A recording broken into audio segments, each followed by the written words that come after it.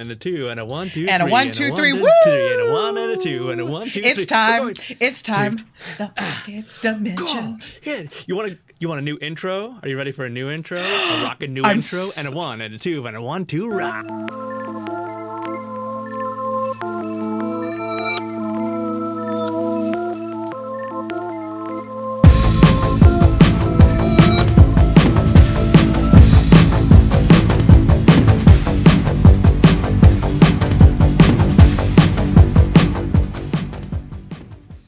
Well, that was fun. Wow. Super pro. Once again, by our chief designer master, Evan Bivens. And the first thing Evan would say is, I just used some stuff. Let us love you, Biv. Let us love you and lavish you in praise. I want to say that at least once or twice a week, Alison says, let us love you, Tavin. But yes. We're all guilty. Y'all do it to me, I do it to you. We all. That's what whatever. we do. That's what we do. How about you, Meg? What do? Do you let people love you? I think Meg probably does. I think Meg lets people. If you're here, please drop us a hello in the comments so that we can very officially greet you. That didn't sound creepy at all. Yikes! I'm so sorry. You know what I meant.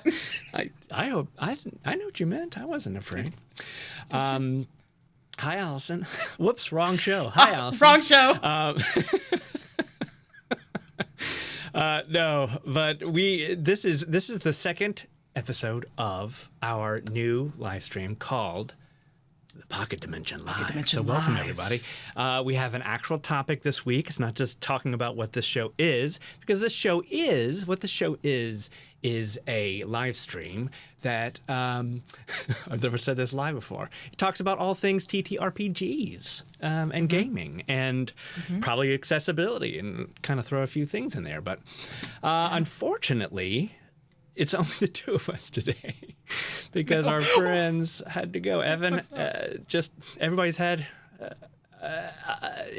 Evan had a tooth thing today. He had a tooth operation. Anyway, and then Fitz is just, Fitz had to bow out at the last minute, but we miss you everybody both. will return. We'll miss you both so much. We're gonna try and make you proud. You. And y'all and our friends Meg and Sarah will help us with that, and Nathan. Nathan's watching on Twitch and YouTube. That is. Are you trying to show off? Tell us which one is best, if there's any difference. Thanks, Nate. But yeah, welcome everybody. Welcome on a Friday. I hope your Friday is a little less dreary than mine. Mine's pretty sunny, actually. And high only in the 80s, I think, today in Sweet Carolina. We've made it. I know as a Southerner for most of my life, only 5 years in the Great North. I know about False Fall. You don't have to tell me about it. I'm aware that this is all just faking me out, but just let me believe that fall is here. Let me drink my pumpkin spice and hang my fall color tasseled banners off of my fireplace mantle. Michelle's here. Hi, Michelle. This is so exciting. I love seeing all of our friends. Twitch has better video. Twitch usually does have better video quality. That is and less of a delay. We've also noticed with Twitch. Sometimes, yeah. Sorry, YouTube. Yeah, everybody. But whatever. Whatevs. I'm excited about our topic today, even though we're missing our comrades. And Nate wants to know how we're restreaming. It's all by this magic app called Ecamm Live. Ecamm Live does everything. It does everything and more, and I love it. And speaking of Nathan Bears, everybody, I'd just like to point out again some of his work right behind me. Always a part of what I do. So if you're interested in custom art, custom designed art, fractally magical, beautifully painted. Nate said that he bought a truckload of paint yesterday. Yes. Let's go. Let's do it. Okay, but our topic our topic. It's really fun. We polled the internet, the entire world. Everybody, World Wide Web. Yes. World Wide Web. And our question was this, Alison, what was our question? Our question was, for the D&D curious, if you have the tiniest inkling of maybe being curious and wanting to play, specifically Dungeons and Dragons, or maybe just role-playing games in general, what's holding you back? What's keeping you from coming to the table and diving in? And we're going to kind of use this in two ways. One, to address players who might be curious and just don't know how to begin because it is really overwhelming. And two, to talk to GMs about what we can do as game masters and dungeon masters to make the table friendly, inclusive, and just a good experience for everybody. Yes. I like that. Yes. It's a great topic, and it's just the kind of thing that we, especially in the last few years, when Alison and I and Evan and Fitz have been. Thank you. I was missing that. And Fitz and I we have been talking about this, and maybe our friends have become a little concerned. Maybe they've been delighted for us. Maybe they, I don't know. Who knows? You live your life, we live our life. But this has become a major passion and a source of creative energy, therapeutic energy. I've said it a billion times, but. Yep. Lots of people are like, yeah, I'd love to, hang out. But now that this channel, this live stream is going to be talking more about games, we were out of the gate wondering, well, if you don't play, why? And so we got some amazing answers. No huge surprises, not an enormous surprises, because we understand everybody's. I had one surprise. The surprise Satan? For me was not what they said. What they said was not a surprise, but how many people said it. I feel like sometimes, you guys, I'm going to go ahead and get real honest with you for a minute. Sometimes I feel like we are yelling into a void. And I had so many people both commenting on my status, Matt's status, Evan's status, on all of our Instagram stories, on threads. And then I had people just reaching out to me personally to very timidly be like, I'm interested in playing, which I love. This was a happy surprise to not, to have a wealth of people chiming in. That was a surprise, was how many of you are potential players. Well done, Alison. Wow. Yes. That was really, really fun, because I feel like we kind of have answers for all of your concerns. For the most part, I think we do have answers for them. So let's just rock it in. Anybody in the scene? Anybody out there? Is there anybody out there? Anybody that's listening? Also, if you didn't answer us, Facebook and Instagram and stuff, then go ahead and ask or argue with us. Why not? Yeah. Argue. Tell us why we're wrong. That's fine. Please. But yeah, where do you want to start? Well, let's start with the raw data, like any good statisticians would. We're not statistical people. I don't know why I just couldn't care. So first things first, a lot of you said you didn't want to do math. We don't either. And I can assure you, on behalf of the Pocket Dimension, Matt, myself, Evan, and Fitz, none of us want to do more math. So if that was your first barrier, we could already meet you where you are and say, you don't have to math. You don't have to be a dice gremlin. There are apps for that you literally push a button and it does the math for you. And all you have to do is read one number. So, yes. In fact, can I add on to that? In fact, absolutely. The very interesting thing is that you can get into this game, and there are so many beautiful digital dice rolling math, Dungeons and Dragons specific for free. For free. But the interesting thing is we then moved from that to actual dice. That's how okay all of that is. You know what I'm saying?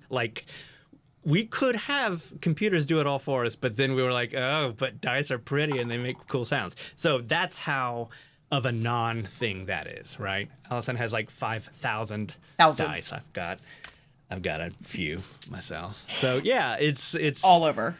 Yeah, covered in dice. Uh-huh. So but we get it. I promise you, I was an English major in college, the opposite of math, and I hate math and I love dice. So I hope that speaks to somebody out of the gate. But speaking of math, speaking of statistics, speaking of people and numbers, we had close to 50 people weigh in across all of our social channels. That's a lot of good raw data. I'm not going to go through every single comment. You guys can go read them. People had phenomenal things to say. There wasn't one thing that anybody said that I was like, no, that's dumb. Everything everybody shared was great. But I did kind of compile the top, we'll call them the top 5 reasons. By and large, so I'm going to read you all 5 and then let's pick them apart, Matt. After I get through all 5. So time was, of course, the biggest factor.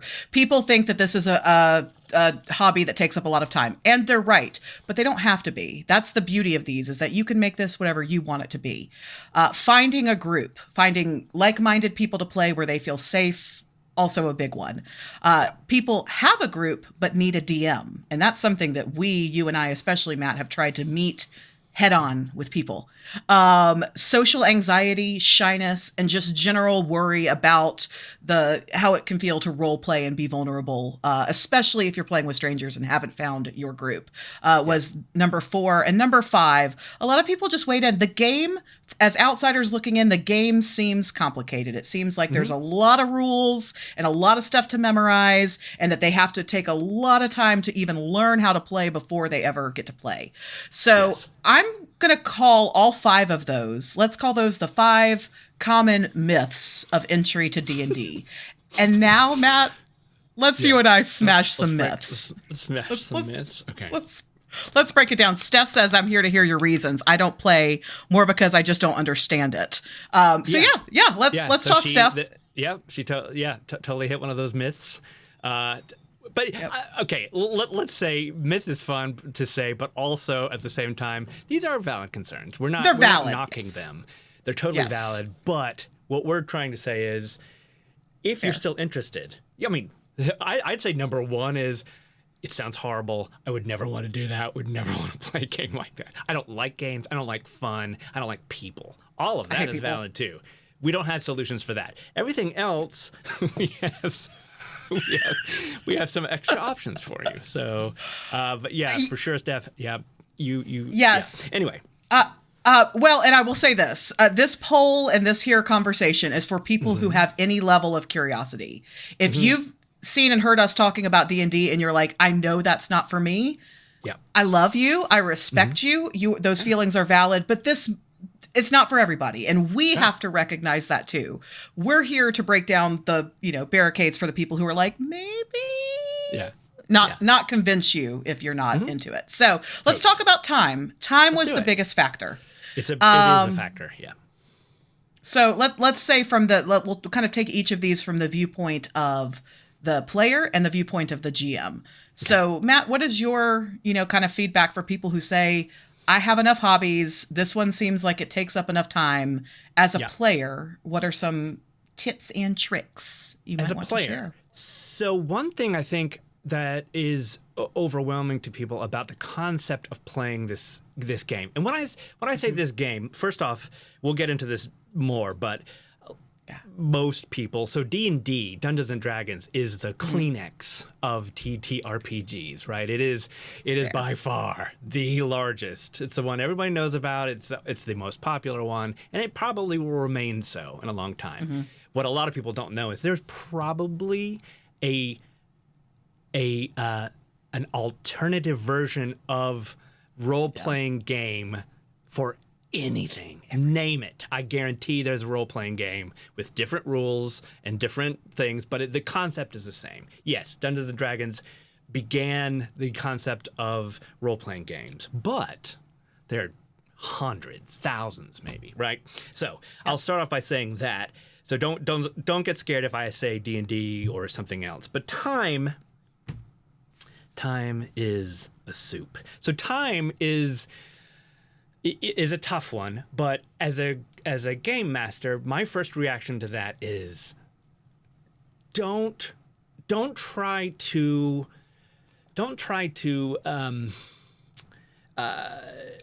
adhere to rules that you're seeing. So the amazing thing about role-playing games is not one is the same, not two people playing it are the same, not two game masters are the same, not two tables are the same.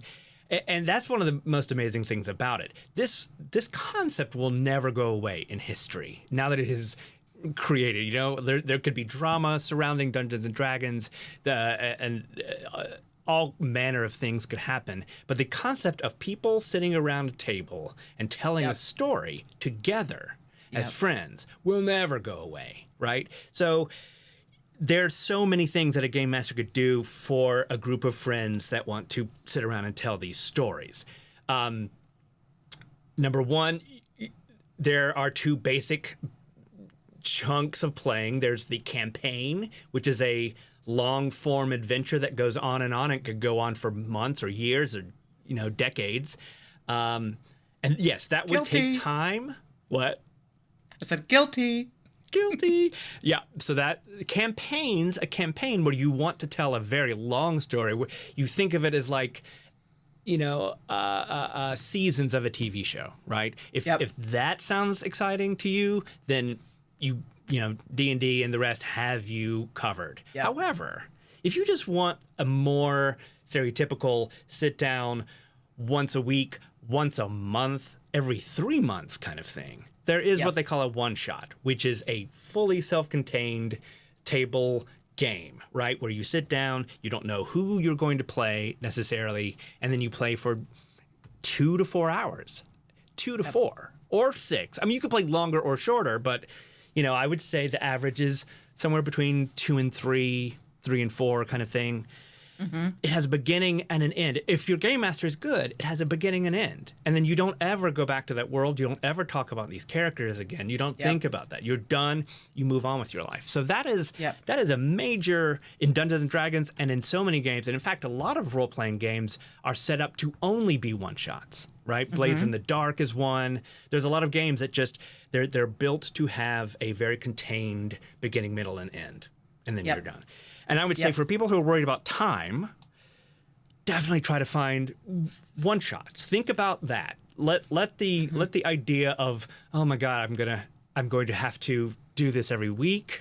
Nah, you don't have to do this every week. You could do it when it's fun for you, when you can. Suits.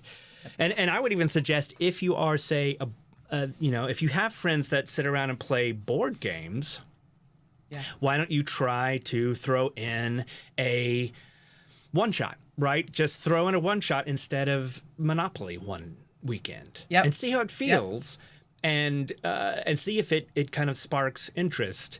And then if it doesn't, forget it, right? Or if it does, then you could do another one-shot. Or if you're, you could grow if you want. So that is what I would say first for time. What else would you say about time?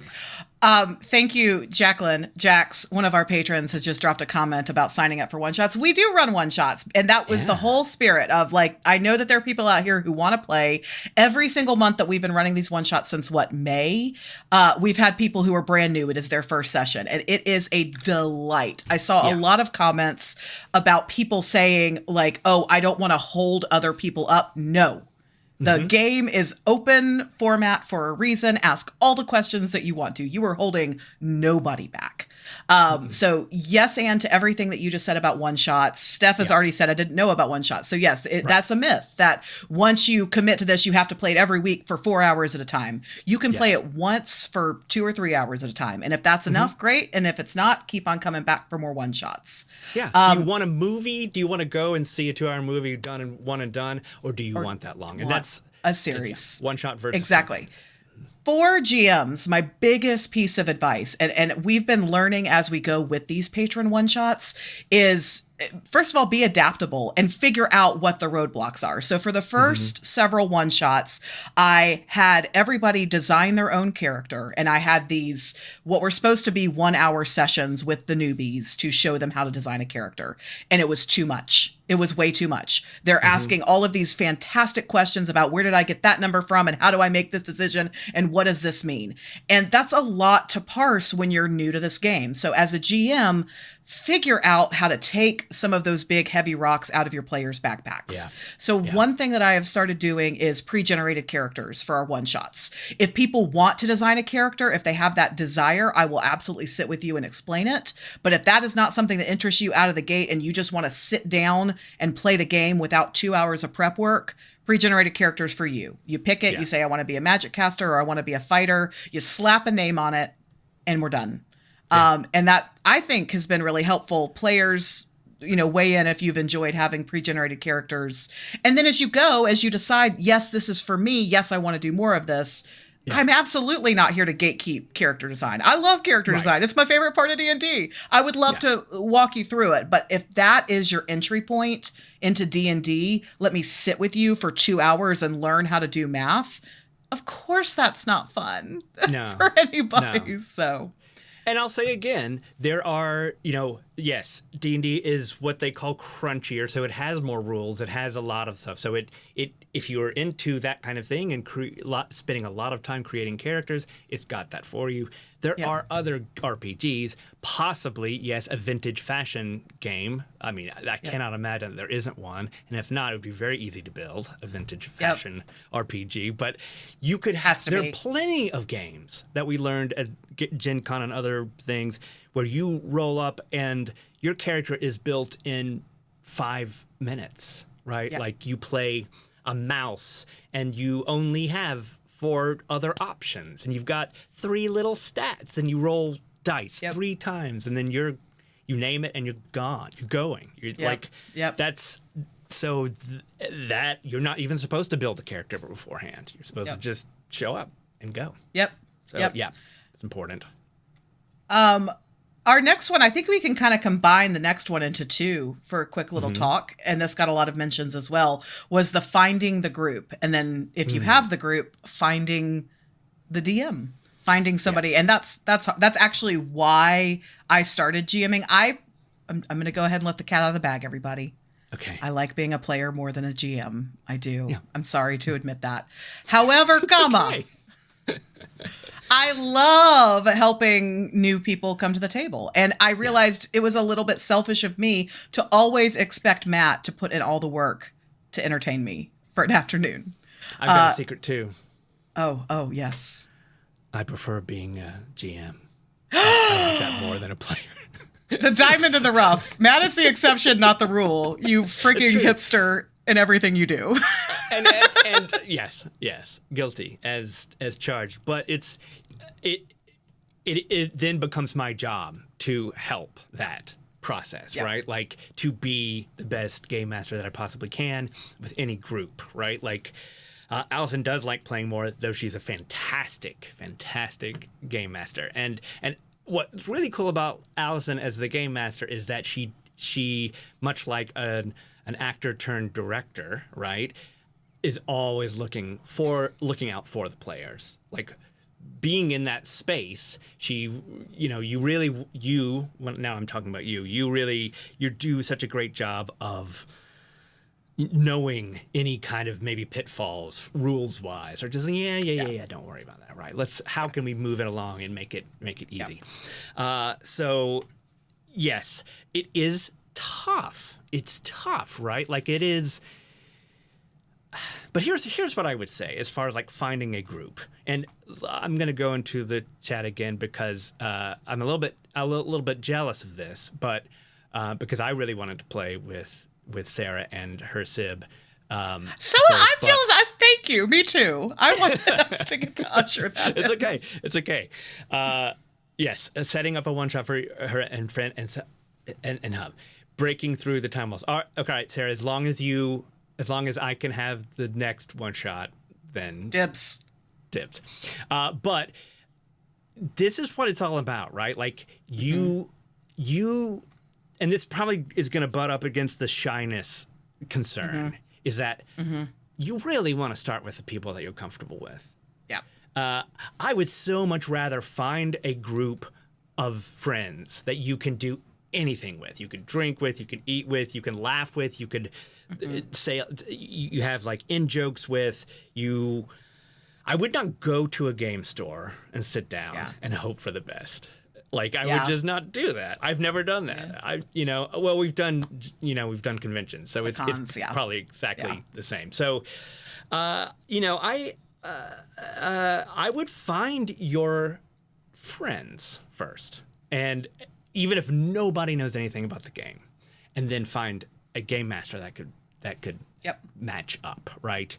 Or maybe there is one person that is going to say, wow, so the game master role is kind of like a director of a play, like Michelle. It is so rewarding and fun. If you're into that, if you're not into it, don't try it. Don't do it. Don't force anybody to be the game master. You can find them. And again, you guys are talking to us right now. So you already know two that would play with you. Just like we've proven with our statuses this week, asking people what's holding them back from playing, we give social media a lot of crap, but it also is a great way to connect people and like minds. And I still get like, oh my God, I didn't know you played D&D. I'm like, really? I've made it my entire personality since 2020, but cool. I'm going to keep on posting about it because I want people to keep crawling out of the woodwork. So if you're interested, I had a good friend from high school, Trisha, if you're watching, hello. And she and I really only keep up through social media. And she reached out to me because it was kind of what you were just saying, Matt. Nobody in her friend group, they all wanted to play. They didn't have a GM. And so she reached out to me through Instagram Messenger and started asking me questions and like asking me how we're doing it virtually. And, just how are you collecting all the different tools into your toolbox to make, a regular session of D&D happening, so that's another tip. Go virtual. I'm trying desperately to run an in-person campaign here in Charlotte, and it's hard. And so I first of all set the expectation we're not going to be able to meet any more than once a month, and sometimes maybe not even that month. So just like set the expectation. What kind of game do you want? What kind of player do you want to be? What do you want from me as a GM? Yeah. But I've had thoughts of maybe it would be easier, even though we all live in Charlotte, to take this virtual, just because everybody does have jobs and kids and friends and other hobbies and stuff like that. And it might not make sense to get away from the house for 4 hours by the time you drive there and back and figure out dinner. And so simplify it where you can. And that's what saved all of us in 2020 when we started this game was the internet was available to us. So we just hopped on Zoom. Our first campaign, we didn't even have a virtual tabletop. It was all theater of the mind. And it was fine. None of us knew what we were missing. None of us cared. So you don't need big, expensive, you don't need to spend a dime to get into this hobby. Nope. There are free, we have a paid Zoom, but you could get on Discord for free or, everybody hop into whatever, there's so many tools to meet virtually available now. So don't feel like you have to make your game look like Critical Role or Dimension 20 or anybody else's. Don't be fancy. Not. No one does. Trust us. It's never like that. It is never like that. And it shouldn't be, because those people get paid as they should get paid. Your game is with your friends. Yep. It's with your friends, your bestest friends that you want to have fun with. It's not a competition. It's not a game that you're trying to beat people in necessarily. You want okay, Alison does.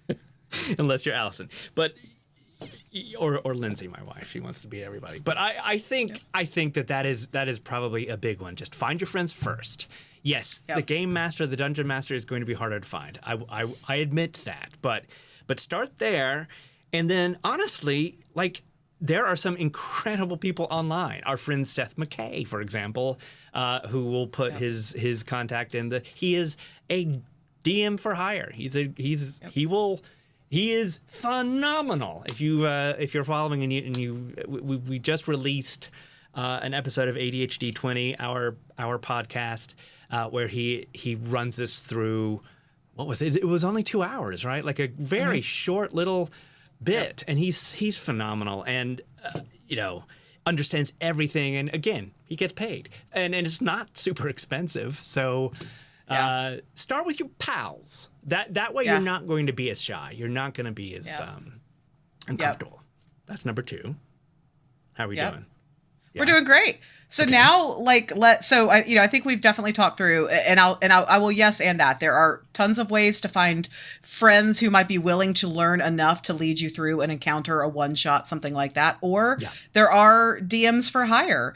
And like pool your funds, like if everybody throws in a lot of times $25-$35, you can probably get somebody pretty swell to come in and spend 3 or 4 hours and lead you through an adventure. Seth is up in Twitch right now. Why are we seeing his comments then? Hey, Seth. So the next kind of topic then, that you already mentioned kind of dovetails in is the social anxiety, the I'm shy, the worry about, vulnerability and role playing. I'm going to tell you guys another secret about me that nobody believes. I'm shy. I hate strangers. Despise. Like, makes me physically uncomfortable, sweaty palms, racing heart. Nobody believes this because I'm so loud. If you watch ADHD 20, we've talked all about masking, and so I have an ability to fool you into thinking I am not shy. But I was invited a couple of years ago into a game with a bunch of strangers, except for Fitz and Tay, who we all know and love. And at first, I almost said no, because the thought of playing a game like this with strangers when I'd been nestled in the sweet, safe cocoon of game time with friends only for so long made me want to vomit. And I'm so glad that I said yes and took the chance. So we honor your shyness. We honor and absolutely recommend starting with friends, starting in a very safe space. But when you're ready, tons of rewards for putting yourself out there and playing. And now I have some other people that I would easily call friends and want to play more and see more. So. And so here is a side effect of playing role-playing games that you cannot understand until it happens to you. You have friends that you love that you see, right? And, and even you're like, I don't have any friends. That I understand that's possible. That's possible, but maybe you have a sibling that you like, or maybe there's. Look, I don't know that you would actually be watching this if you didn't have any friends, like there's somebody online in the world that you feel comfortable with that you could say, start there, right? Like, so my wife, she asked if I was going to talk about her today. I said, yeah, of course. She is profoundly deaf, which is already a difficulty as far as getting into role-playing games, as far as communication goes, but she is also very introverted, right? I know that I'm going to find the game to play with her that will, because look, I'm married to her. I know that she and I will spend like an hour making the dogs talk to each other, pretend that's role playing, right? Like that's it. That's D&D, period. There's nothing. I know that she has it, and and we laugh and laugh and laugh, and we have fun, right? It's not any different from that. If she's comfortable around me, then I'll just build something just for her. And if she has fun, then more people will come in, right? Like, she does have other friends, and we'll bring them into play as well. It can be that organic, right? Like Alison. Am I not Lindsay's friend? Is this how y'all tell me? Alison, I just wanted to tell you. We're having lots of confession time today, Matt. But yeah, exactly, Sarah. Introverted extroverts unite. It's like, just find your people that you are not shy around. And I think that there's got to be some people. Like, there's got to be people in your life. Your mom. I am ambivert. Your mom. Yes, I want to play with my mom. I am ambivert AF. I love people, and I am drained by people. In a constant cycle, never ending. Me too. And people do not believe that. They're like, no. I love when people tell me how I am. I'm like, I'm pretty sure I know how I'm feeling in here, but cool. But yes, and all of that. We did get to play a little mini game of Mouse Ritter with Lindsay. And Lindsay's one of the freaking funniest people and one of just the quickest wits, that I've ever met. And so she's a natural fit for, but you got to find the right system. You got to find the right time and space and way. Yes. Right. And so don't be afraid to like make it your own. If you hear about D&D and you're like, that's not, I don't want to go, traipsing through the forest on horseback, but you want to go play in outer space. Like, there are games and modules, like you've already shared, for every flavor of interest. And so vintage fashion. Yeah. It doesn't have to be any one way or another.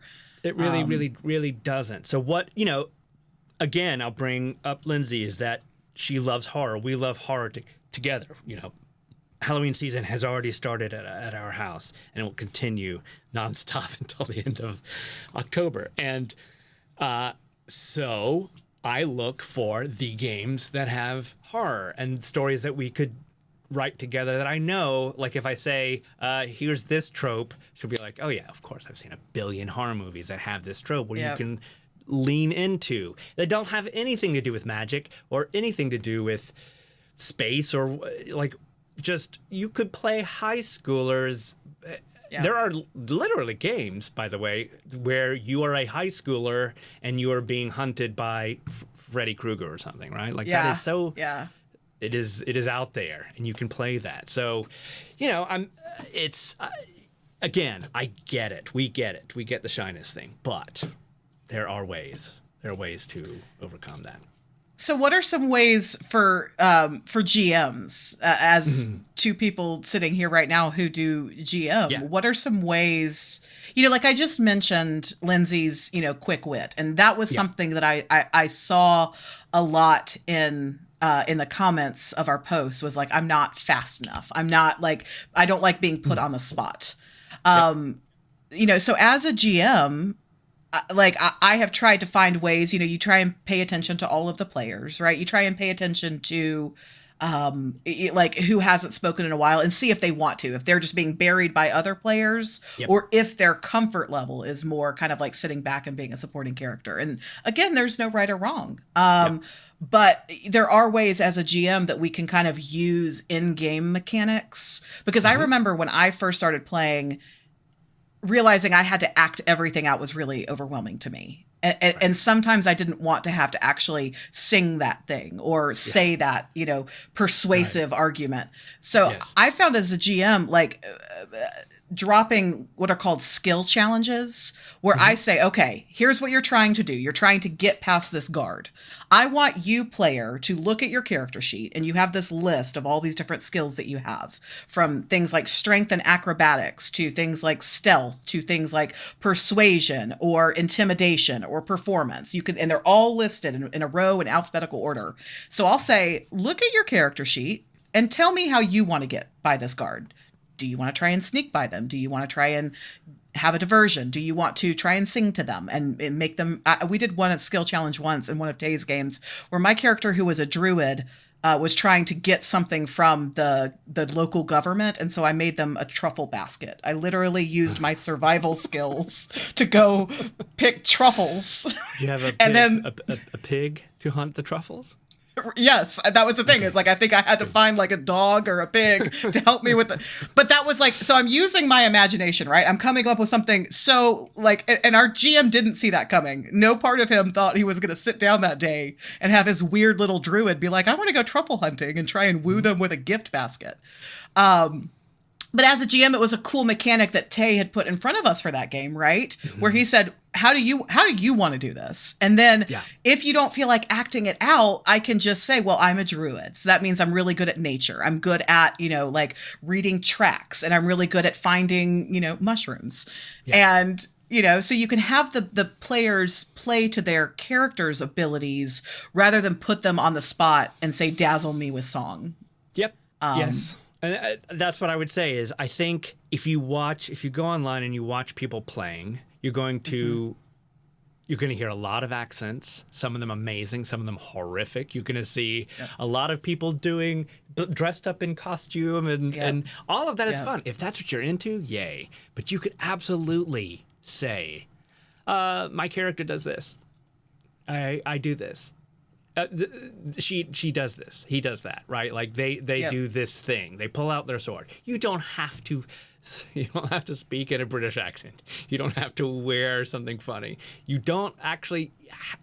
You could think of them as a third person, as a third as a miniature. You could do that. You don't have to embody there's still fun to be had. Maybe the people around you will speak more in a first person thing, and you might be inspired to do so. But it is absolutely not a rule to say that you have to do that. So if the very idea of that makes you sick, don't do it. Just, again, find the right people, and then just say, here's my character. This is cool. So my character does this.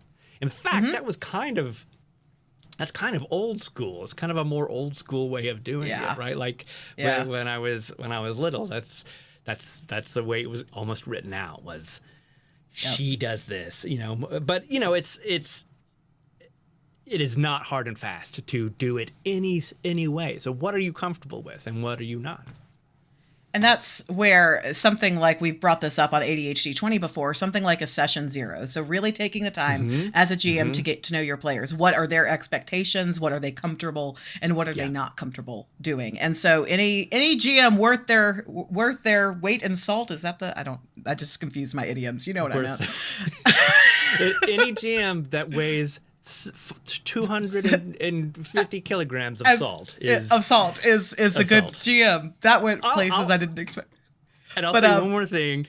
Thing about shyness too, is that a good game master, dungeon master has the skill to see a group and know that this person hasn't said anything in a while, and just in a very conversational, casual way say, what do you think about this? What do you do about this?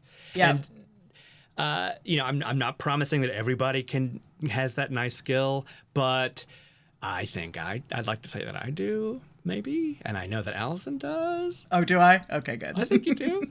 Okay. And so, we definitely know that our friend Tay does, and Seth does, and so on and so forth. This is where, here's crossover moment. This is where being neurospicy helps us, because we're ADHD. We're able to be paying attention and kind of pinging multiple things at once. Truth. Instead of getting so dialed in on no, this is the story and we're sticking to it.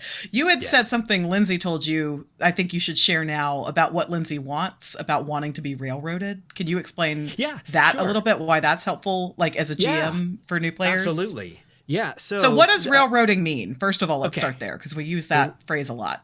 Yes, railroading. Railroading is, for anybody who plays video games, there's a lot of talk about the sandbox or an open world concept, right? Where you can, there's probably a plot, there's a main quest of something in a video game, but there's all these little side quests. And if you don't want to do anything, you just climb a mountain. Some of these beautiful, beautiful video games like Red Dead Redemption and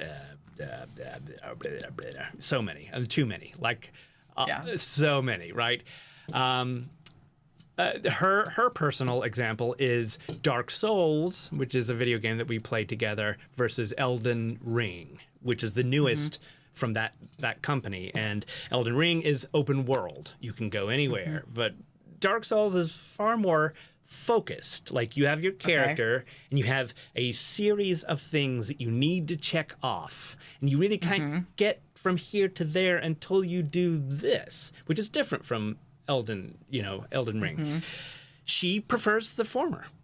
So in D&D or RPGs, you call the former railroading, because the game master is really, really, really wants to get their plot along. They want to move the plot across. They don't, that's just, it's usually used in a derogatory way, but I could absolutely see how railroading would be great for first timers playing D&D, for people who are, not interested in open world things. You might be more shy. You might be more reticent to just let your brain dream of weird things and to say places to go. So if your GM can pick up on this and say, okay, we're going into a house. That's automatically railroading on some level.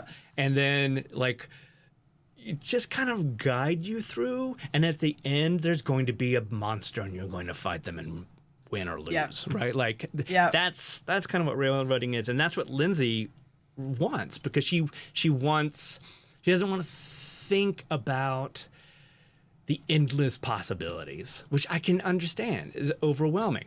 I like thinking about the endless. I love that. That's what I want. I want endlessness. But that's me. That's not her. So I think that's a big thing to remember as well. That there's not only one shots. There's also more heavily railroaded one shots to where then you're talking about you're kind of moving it closer and closer to a video game that tells a story with beginning and end. I think this might explain why you're more of a campaign GM and I'm more of a one shot. I love railroading. If you spoiler alert, if you play a one shot with me, I'm going to railroad you. I'm going to open and that's again from learning, because my first few one shots, I started out and like, you're in a tavern and the crier comes in and says like, oh, we need somebody to go into the cave and find out why. In one of the first one shots I did, like they stood before the king of this land and the king offered them, this bounty if they would go fix the whatever problem they were and the players like spent half of the first session saying, convince me. Yes.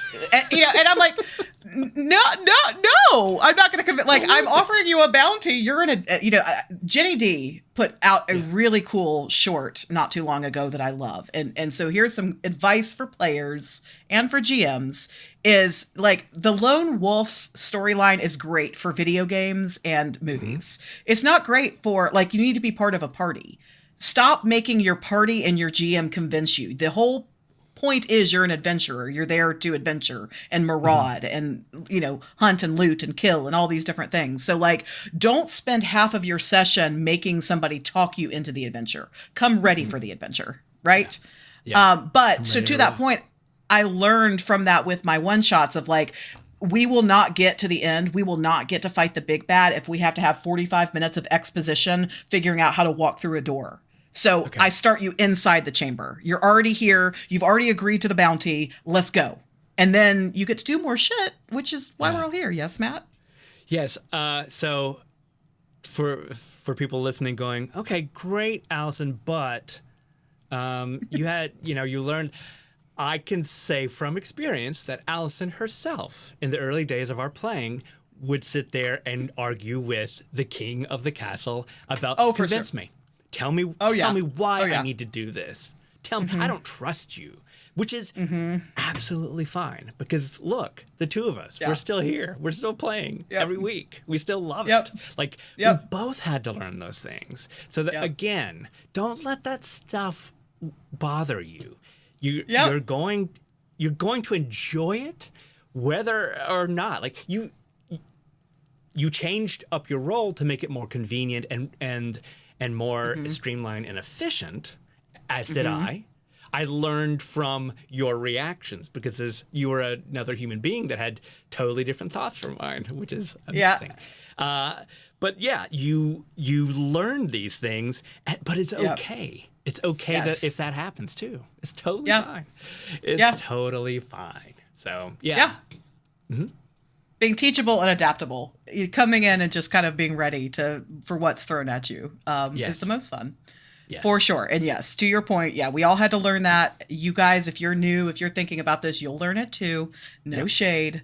But just throwing out ways that like it can be a more fun experience out of the gate if you kind of come in with this sense of wonder. And, you hear Matt and Evan and Fitz and I say things like, I'm going to yes and that. Which we borrowed liberally from more improv, but that's the whole spirit of this, is saying yes to adventure, is saying yes to trying this, both on a macro level in terms of talking about D&D, and then within the adventures, the one-shots, and the campaigns themselves. Yes. If you've ever done improvisational comedy of any kind, taken one class, then there's no reason why you shouldn't be playing Dungeons & Dragons. Absolutely not. If you've taken a class and hated improv, like you hated the concept of it, same me! Here. Yeah, me too. And you're like, okay, well, this is good for my brain. Maybe this is good for something, but I don't like the actual end result. I don't like D&D is your thing, man, because you've got your friends. There's no audience. There's no audience. It's like the only thing I liked about improv was rehearsing, was practicing. I loved practicing. I loved it because I was going to school and I was learning these things and I was putting them to practice. But then as soon as you bring in the shitty bar and the audience that is waiting for you to fail, like no. Now, people who are good at improv get past that and are great. So I'm not knocking improv. I'm saying for me personally, but man, it is so great because all of those rules apply. All of those rules, saying yes instead of no, reacting out of love or doing something surprising rather than anger, which is the easiest emotion to experience. Anyway, so these are like, especially people who are like, ugh, improv. Well, this is like that without any of the downsides. You're looking at two people who go, ugh, improv. Yeah. So we have about 10 minutes left. Yes. If we have if you have a thought or another question, please drop it into comments. Although I'm not sure if we're getting Twitch comments in here. I saw Jax had said that Seth was commenting. So if you're commenting on Twitch, I'm so sorry that we're not seeing them right now. I know. Please forgive us. Sometimes it breaks. If you're on YouTube, keep commenting and we will. So Jack says, I was really afraid to play D&D because improv intimidates me, but it turns out it was super fun. So sorry about Twitchers. Sorry Twitchers. If you want to switch to YouTube, you can. Or somebody can relay the good quiz. Can somebody moderate for us? Be our moderator. We'll keep doing better. We'll keep Seth comments. I just saw I don't know if that means you hopped into YouTube or what. The final kind of feedback, pushback, flag that was thrown up that I saw a lot of comments about was people thinking that the game is complicated, them not wanting to, and it's kind of what we talked about earlier, where whatever we can do as GMs to make it as easy to enter as possible. So there's no homework, there's no hours and hours of setup before you play. Like, what can we do just to dump people into the world and let them start marauding, thriving, whatever it is they're going to do there. So the first thing, and I commented to a couple of people on Facebook, just like a little whisper, I was like, players don't have to know the rules, and you don't. You just show up and you tell the GM what you want to do. You don't have to know the words. People are like, I don't know the right word. You don't have to. You know the words. I want to walk through the door, or I want to walk over to this window and see if I can see anything out of it. Because what's going to happen in Dungeons and Dragons is the GM is going to paint you a word picture. They're going to tell you about what you're entering, what you're seeing, hearing, smelling. And anything beyond that, you just get to ask. So you just ask questions. That's all you. It's an active listening exercise. So you walk into a room, GM explains, and you say, "I want to do X, Y, Z," and then they will say, "This is what you're going to do," and they'll tell you where to find it on your character sheet. Like we already mentioned before, you don't have to do math if you don't want to. You can click a button and make a system do math for you. And when I started saying that to people, they were like, "Oh, well." Now I feel completely different about it, which is why we wanted to have this conversation in the first place, to see what myths, fallacies, whatever was out there that we could break down. You don't need to read my first D&D game. Yes, I was tossed the player's handbook, 100 pages and told her, don't do that. Don't do that. No shade to our first GM, who is a dear friend, and that was not the wrong thing to do, but I would not do it that way. When I introduce players and I do not send them player's handbook, that is for once you get into it and you want to. So I'll call out our friend Jenna. Jenna, I'd been begging to play with us, and she was hesitant. Many of these same, I've got time concerns, I've got personal safety concerns and otherwise. And now Jenna's calling me to talk about Dungeons and Dragons. I've created a monster and I love it. And I think part of that is because we did exactly. It's exactly what she looks and sounds like. Sorry. I think it's because we didn't throw a bunch of things at Jenna. We just said, show up. And she said, I want to play a druid. And I said, great. Here's 2 things you need to know about playing a druid. Yeah. and now she wants to read the books and dive into the lore and figure out how to make her character great. And you were talking specifically about the game Dungeons and Dragons, which again we've already gone through is the Kleenex of tabletop role-playing games. Yep. But not only can a good game master and a group of friends, maybe some have played and not, get you over the hump of not knowing one single rule, because that's their job and they should be good at that.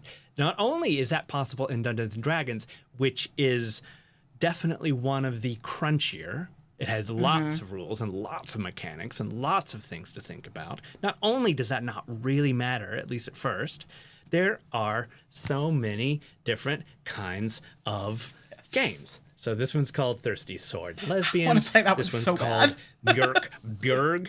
This one I'm obsessed with now. It's called Old Gods of the Appalachia, which we're going to play with my mom, hopefully. That'll be really freaking fun. Okay, and here's one. This is called Wander Home. I've read through it. I don't even know if there are any rules. I swear. I don't know that there are. I swear. It's gorgeous. It's a beautiful book, but it's really seriously about people sitting around being very good to each other, picking a cute character, like you could be a bear or a rabbit or something, and you just go and you say, I want to go make some pies.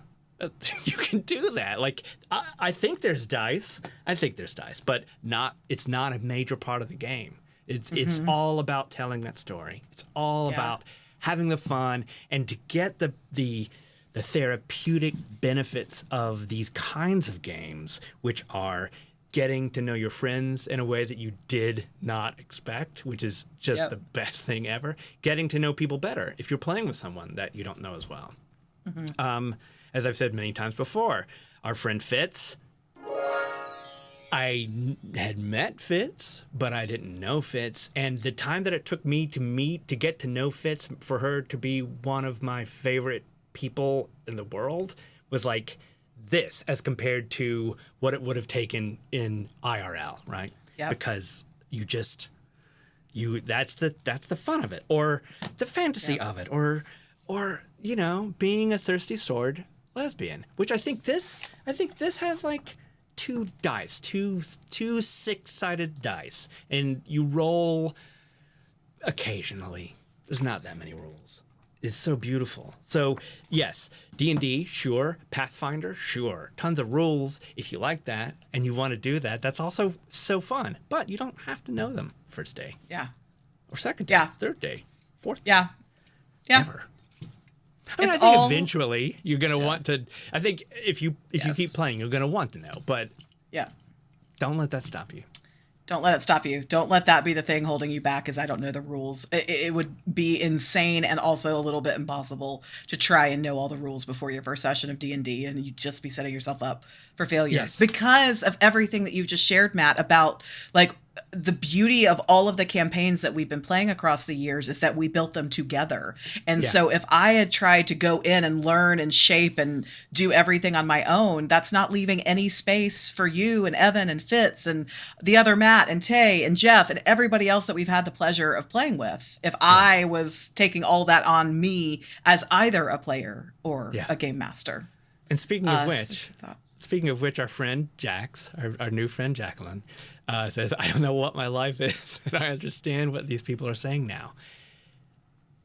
How long ago was it, Jacqueline, that June you didn't? It was like June, dude.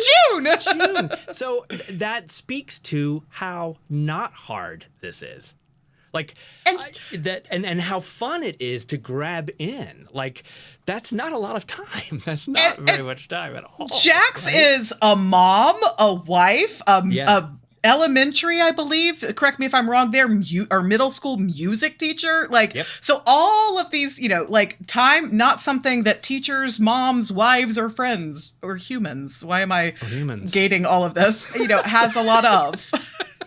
Jax didn't have a background and all that. I think that probably like like anybody, if you like fantasy, if you like watching movies or TV shows, you like made up stuff. Nobody watches exclusively documentaries, I don't think. Maybe somebody does. Tell me I'm wrong. I think I've met a couple of people, and again, you could build that game. I love. So the person at Gen Con that sold me on this game, it's really funny. It's based on a podcast, which, by the way, is phenomenal. Everybody has to go listen to this Old Gods of Appalachia podcast. But even if that is like you're like, ugh, that is horrible, Matt. I don't like any of that stuff. She sold me on this because she was like, you can play the podcast, you can play horror, you can play Appalachia, or you could just have a slice of life of people living in Appalachia in the 20s. I'm like, who the hell would want to do that? But you can. She's not wrong. She wasn't wrong. They have all the states of the Appalachia in there with like maps and stuff, and you don't have to bring in the haints and the grannies and the scary stuff. You don't have to do that. You could make your own documentary. Well, I mean, look, here's Stephanie, and she said a friend has done Buffy, Gilmore, and other TV shows. Let's go. I know that Gilmore Girls is a heightened state of being, but it's also a bunch of people sitting around talking really fast. That's why I love it. You could do that for 4 hours, and that could be super fun for so many people. I don't know your life, but how much fun would you be if you had a bunch of people who were like obsessed with Gilmore Girls, and then you could live in that world for a night? I want to play Kurt. I call Kurt. I want to just be like the town's, Mr. Fix-It, and just have all the jobs. Give that one to me. I want to play the cute ones, all the cute ones. Of course you do. Naturally. I like that you want to play the cute ones and I want to play the weird ones. See, and there's our parting shot for everybody. When you are first starting out, play to type. Find if you're into nature, play a druid. If you're into being a chaos gremlin, play a wild magic sorcerer, which was my first character. Play to what interests you and as your first one, and then depart from there. Play what you love. Find your friends. I would say don't worry as much about finding a game master, because you can pay for a really, really good one, and it's not that much money. And again, one is in this channel right now. His name is Seth McKay. Phenomenal game master. What else do we discover? There's a billion different games. Billions and okay, maybe not a billion, but there's a lot of games with all kinds of rules. Some of them are called low, very rules light, barely any rules at all to know. And what else did we learn? Yes. One shots exist. You do not have to be in a years-long campaign. You can do this once. You can do this once every year or 6 months. You do not follow mine and Matt's leads of making it our whole personalities. You don't have to be us here. You can, but you don't have to. You can, but even I would almost be able to promise that if you set these things up correctly with friends and you felt right and it was the good situation, that you would at least understand our fervor, right? You would understand the community that it builds. I mean, I've said so many times that this is the first time I've ever gone to a con that is a tabletop role-playing con. I've been to two, about to go to another one this year. I've been a professional musician. I've been a professional actor. This is the first time in my life that I can walk into a group of 80,000 people and truly 100% feel at home. No sense of imposter syndrome. I am seen. I am heard. I am a nerd. All these people speaking passionately.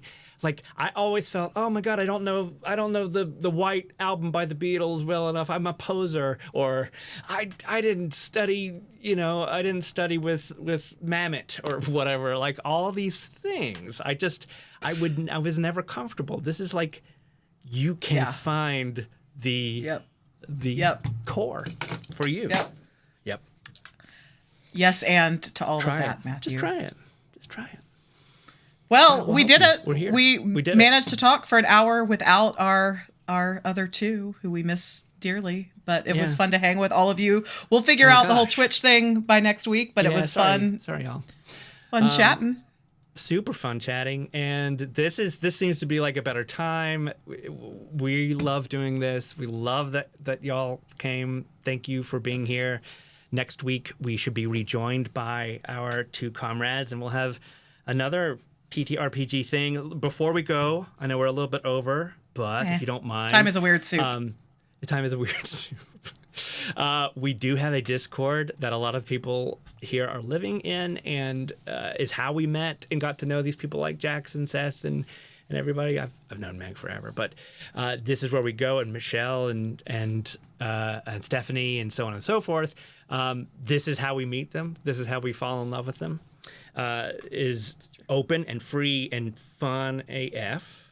And then if you're like, I want a little more, or hey, maybe I would like to play a game. Well, we do have this Patreon where we have like a drawing and we play these games with you. We literally play these games with you. So far, it's once a month, a couple of days a month. But who knows if this is this thing? I know everybody's got a Patreon, but this is how we pay for doing this and take an hour off at work and do podcasts like ADHD 20 and stuff. That's how we do this. And so it's cheap. I think you get a lot for it. Just saying, if you're interested, but you don't have to. And then finally, my brother does really amazing design, and we have this cool t-shirt thing that I just wanted to say that also helps us do this stuff. So join us in the pocket dimension. Yeah, and I think after immediately following this, Matt and I are going to go talk about October one-shot possibilities. So we are indeed. Stay tuned, patrons. Stay tuned, patrons. We'll see you next week, and thank you everybody for joining us. Thanks for coming, you guys.